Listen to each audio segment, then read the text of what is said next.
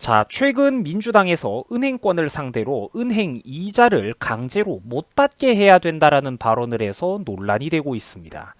자, 최근 금융권에서 많은 이득을 보고 있지 않냐. 그러니까 사회를 위해서 너희들의 이득을 좀 나눠라. 이런 소리를 거침없이 하고 있는 상황인데, 자, 이런 이유로 지금 정부가 나서가지고 은행과 금융기관들의 그런 정당한 채권 회수 행위를 가로막겠다고 하고 있는 상황입니다. 뭐 이자를 못 받게 하는 것은 물론이고 가압류나 근저당 같은 것 자체를 멈추도록 한시적인 특별법을 만들자 이런 소리까지 나오고 있는 상황이에요. 자, 물론 서민 경제에 이 은행 이자라는 게 많은 부담이 되는 것은 사실입니다. 시청자분들께서도 아마 집이라든지 아파트를 사기 위해서 혹은 꼭 필요한 자동차를 사기 위해서 뭐 할부금을 매달 얼마씩 내고 있거나 이자를 얼마씩 내고 있는 분들 솔직히 많으실 거예요. 사회생활하는 분들이라면 보통 크건 작건 약간의 빚이 있는 분들이 많겠죠. 저 역시 그거는 마찬가지입니다. 저도 얼마간의 빚을 짊어지고 살아가는 평범한 청년이죠. 자, 현 정부와 여당이 만약에 강제로 은행 이자를 멈춰준다면 솔직히 지금 당장은 저희 가족들 그리고 저 스스로에게도 도움이 되는 게 사실입니다. 하지만 반대로 우리가 한 가지 걱정이 드는 거는 이런 식으로 은행 이자를 멈춰주면 솔직히 나한테도 이득이 되는 게 맞아요. 맞는데 이런 식으로 정부가 자꾸만 표를 얻기 위해서 시장경제 원리에 인위적으로 국가 공권력이 강제로 사유재산에 개입하는 이런 행위를 자꾸만 우리가 지금 방치를 하고 있는 게 정말로 괜찮을까? 걱정이 든다라는 겁니다. 지금은 돈 많은 애들 어떤 기업들 상대로 이 칼자루를 휘두르고 있는데 나중에는 그 사유재산을 야금야금 침범하는 범위가 중산층, 그 다음에는 서민들에게까지 늘어나지는 않을까요, 여러분? 이런 우리 사회가 보여주고 있는 지금 흘러가고 있는 방향성 자체가 매우 매우 걱정이 된다라는 거예요.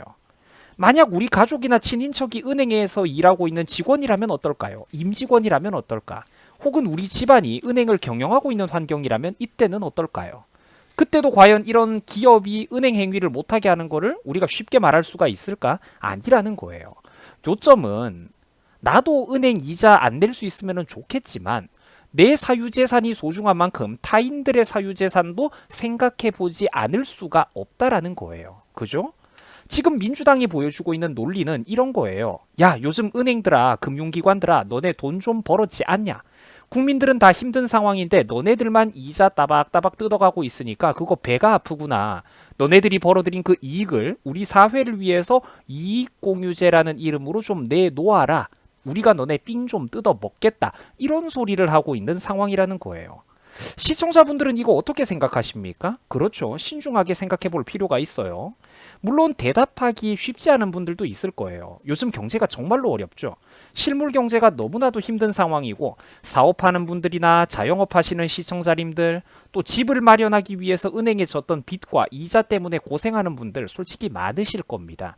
그래서 대답하기가 쉽지 않을 거라는 거 저도 인정을 해요. 하지만 우리가 정말 이런 흐름을 사회적 흐름을 계속 두고만 보는 게 과연 괜찮을까요? 이거는 정당한 걸까? 나한테 이득이 되니까 이런 거는 정당한 어떤 사유재산 침해인가요? 나는 차마 양심 때문에 그런 대답을 못하겠다라는 거예요. 사람이 양심이 있다라는 것이죠. 정부가 나서가지고 한 기업과 타인의 사유재산과 이익구조에 함부로 칼을 빼드는 이런 모습에 우리가 과연 박수를 쳐줘야 될 것인가 그런 의문이 든다라는 것입니다. 아까도 말씀드렸다시피 내 사유재산이 소중한 만큼 남들의 사유재산도 피같이 소중하다라는 거예요. 내 권리가 소중한 만큼 남들의 권리도 소중하다라는 것입니다. 지금 우리나라 상황이 굉장히 걱정되는 게 건물주는 부자니까 임대료 받지 마라. 착한 임대료. 은행들은 부자고 강자니까 은행들 너네 돈 많잖아. 그러니까 계약에 의해서 정당한 대출 계약을 맺었어도 이자 좀 받지 마라. 뭐 이런 식으로 지금 우리나라가 흘러가고 있는데 자, 그러면 은행이라든지 금융기관은 뭐를 먹고 삽니까? 건물주는 뭐를 먹고 살아야 되죠? 그 막대한 시설을 유지하기 위해서 유지비는 누가 감당을 합니까? 수익은 뭘로 내나요?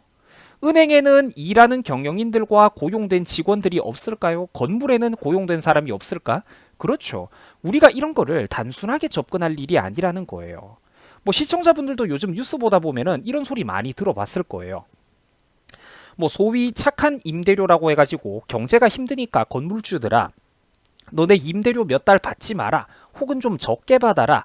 이런 운동에 너네들도 동참을 해라. 어떤 이런 사회적인 압력과 움직임을 여러분들도 보셨을 겁니다. 자, 그런데 정작 건물주분들이 한두 달이나 두세 달치의 월세를 안 받거나 적게 받았을 경우에 정부나 세무기관에서 이거를 제대로 감안해 주지를 않는다라는 게 문제예요. 임대료를 적게 받으면 건물주들의 수익도 그만큼 줄어드는 거니까 거기 맞춰가지고 빠르고 간편한 행정적인 지원이 이루어져야 되는데 현실은 무슨 서류를 떼와라 무슨 서류를 떼와라 정작 건물주 혼자서 그 불편함을 전부 다 떠안는 경우가 굉장히 많다라는 거예요. 계약서에 명시되어 있던 조건은 몇 년 동안 월 얼마씩 이렇게 이제 임대료를 받기로 되어 있는데 이거를 요즘 같은 특수한 상황에 이제 인정에 따라 가지고 얼마간 봐주려고 했더니 정작 거기 맞춰가지고 행정적인 지원을 해주는 거는 국가가 없더라라는 겁니다. 건물주가 모든 손해를 다 떠안더라라는 것이죠. 우리가 한번 생각을 해볼 부분이죠. 건물주들도 전부 다 부자고 재벌인 게 아니라 서민들이 많아요. 다 쓰러져가는 건물도 있고 조그만한 건물들도 있지 않습니까? 평생 벌어 모아가지고 은퇴하신 분들이 대학교 근처에다가 원룸이나 빌라를 하나 짓든지 혹은 지방도시 변두리에 있는 조그만한 상가 하나를 간신히 지어 올려가지고 그 임대료로 먹고 살고 있는데 그거 불로소득이라고 나쁜 사람이다 뭐 이러면서 많이 빼들어가 버리고 세금 늘리고 정작 그런 조그만한 건물의 건물 가치 절반 이상이 은행에 빚으로 잠겨있는 그런 서민 건물주들이 수두룩하다라는 거예요. 사실 진정한 그 건물의 주인은 은행이지 집주인 그분들도 아닌 거죠. 이렇듯 매사에 계급투쟁적인 관점에서 단순하게 접근하는 이런 민주당 운동권식 세상인식 방법은 굉장히 위험한 발상이라는 것입니다. 우리 경제는 모든 사람들이 다 서로 아우러져서 연결되어 있기 때문에 절대로 이거를 칼로 무자르듯이 딱딱 부자 센 놈은 여기 약한 사람은 여기 이런 식으로 무자르듯이 구분이 되는 게 아니라는 거예요. 지금 우리 사회가 흘러가고 있는 사회적인 흐름은 제가 밑에 적어놓은 이 글자처럼 딱 이런 거예요. 아랫부분에 너네들 요즘 벌어들이는 이익이 되게 많다. 우리 사회를 위해서 너네가 좀 토해놔야 되겠는데 이런 식으로 지금 우리 사회가 흘러가고 있다라는 겁니다. 은행권에서도 그동안 코로나 유행 국면에서 정부 정책에 적극적으로 호응해주기 위해서 많은 노력을 해왔다고 해요. 대출 원금과 이자를 유예해준 규모가 이미 110조 원이 넘어가고 있는 상황이고 여타 대출 지원까지 다 합칠 경우에는 200조 원 규모를 넘어간다라고 해요. 그런데도 지금 문정부에서는 더 많이 벗겨먹기 위해서 이익공유제를 하자는 소리를 정말로 진지하게 밀어붙이고 있으니까 진짜 이 나라의 미래가 어디로 흘러가고 있는지 걱정이 된다라는 것입니다. 그리고 요즘 우리 사회를 보면은 제가 정말로 걱정되고 두려운 게 있는데 이제 요즘 우리 사회는 이익을 나눠 먹자라는 말 자체가 당연한 명제, 반강제화되고 있다라는 것입니다. 기정사실이 되고 있어요. 이익을 나눠 먹자라는 게.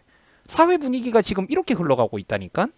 여기 보시면은 인터뷰에 응한 그런 은행권, 금융권의 임직원, 임원, 금융권 인사의 인터뷰도 이런 소리를 하고 있습니다. 민생 전반이 어려운 상황에서 함께 이익을 나누자는 취지에 반대하는 것은 아닙니다 라고 하는데 지금 기업의 이익을 사회랑 공유해야 된다는 명제 자체를 거의 당연한 것처럼 깔고 있는 상황이죠. 그러니까 이 사람들이 왜 이런 소리를 하냐면은 자발적으로 하는 게 아니라 인민재판과 여론의 눈치를 보고 있다라는 겁니다. 이익을 나누기 싫다라는 말을 못하는 거예요. 왜? 사회의 눈치가 보이니까. 인민재판과 여론의 눈치를 이미 기업인들이 보고 있다니까요. 저는 이게 걱정된다라는 거예요. 기업에는 그 기업이 이익을 창출하기 위해서 주식 투자를 한 사람들이 있고 투자자들이 있죠. 그리고 또 거기서 정당하게 서비스를 받아 먹어야 되는 고객들이 있는데 자발적인 기부라는 이름 하에 실제로는 반강제로 이 사회가 이익을 나눠 먹자, 이자를 받지 마라 이런 식으로 지금 사회 분위기가 흘러가고 있으니까 이게 과연 정상이냐라는 겁니다. 여러분, 고객들은 한 기업이 있을 때 그 서비스를 받아먹고 비용을 지불하는 고객들은 국민 아닙니까? 주식 투자를 한 주주들은 국민 아닌가요? 주주들의 권리, 고객들의 권리는 어디로 갔습니까? 기업의 사적 이익의 권리는 어디로 갔나요? 왜 이익을 사회와 함께 나누는 게 당연한 거죠, 여러분? 당연한 게 아니지 않습니까? 여기도 보시면 한 대학 교수가 요즘 이런 대학 교수님들이 참 많아가지고 제가 걱정스러운데 한 대학 교수 역시 위험한 발언을 하는 것 같아요. 이분이 이런 의도에서 말을 한 건지는 모르겠는데 어쨌든 표현만 놓고 보면은 저는 두렵다는 생각이 들어요. 이 대학 교수님이 뭐라고 하냐면 공동체의 지속 가능한 차원에서 이익 공유 자체에는 전적으로 공감한다. 뭐 이런 소리를 하고 있어요. 약간씩 단서를 달아놓기는 했는데 핵심은 이익 공유를 하는 거, 이익을 사회와 나눈다라는 명제 자체를 이 사람 역시 마치 당연한 사실처럼 깔고 가고 있다라는 겁니다. 근데 대학 교수 자기 월급을 나눠 먹자고 하면은 거기 대해서는 경기를 일으킬 거예요. 자기들은 고소득자가 아니다. 자기는 강자가 아니다라고 말이죠. 이미 그러니까 우리 대한민국의 사회적인 분위기는 있는 사람들 거는 좀 빼앗아 먹어도 된다. 부자들 거는 좀 나눠 먹어도 된다. 이런 분위기가 팽배하다라는 거예요.